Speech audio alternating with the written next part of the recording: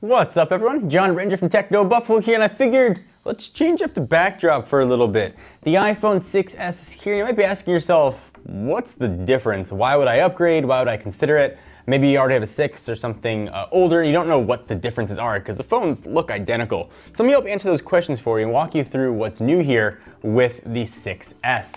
So first, you've got 3D touch. That's going to enable you to do is force touch into applications. So you'll get another contextual menu inside of Apple's native apps right now, and presumably third-party apps later on down the road. Apple describes it as peeking and popping. So you can peek inside of an app and you can pop inside of it if you want to open the full app up. We're going to do a full video walking you through 3D touch. So nice to say it works well and it does work as advertised. Also new here is the color. It's available in rose gold. The other classic colors are still there: silver, space gray, and classic gold. And the biggest difference between the phones, I should mention, is this one has an S below the iPhone. So while Apple's usual mantra with phones is thinner, lighter, faster, that was not mentioned with the 6s because it's not.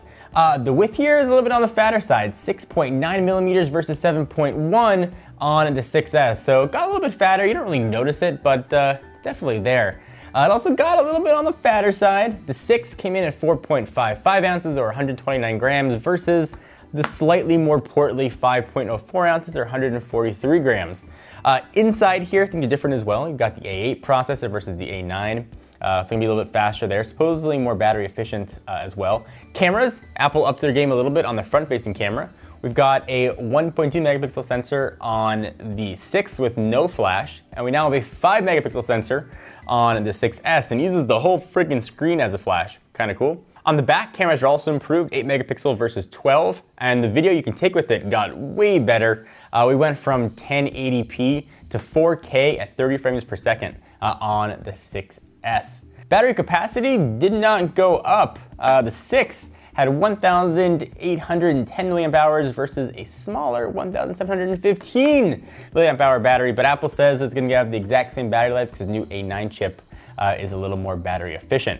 RAM, you now have 2 gigs versus 1 in the previous generation, so that should help with multitasking. Also, things with the body are different here too. Apple's using new Series 7000 aluminum, so it should be a little more scratch resistant. And they worked hand in hand with Corning to create a new glass just for Apple. It's not Gorilla Glass. I mean, it probably is, but they're calling it Ion X glass, so bear that in mind. Also has a new taptic engine. When the phone rings and it's got a vibration mode, it's very strange. It almost pulsates at you.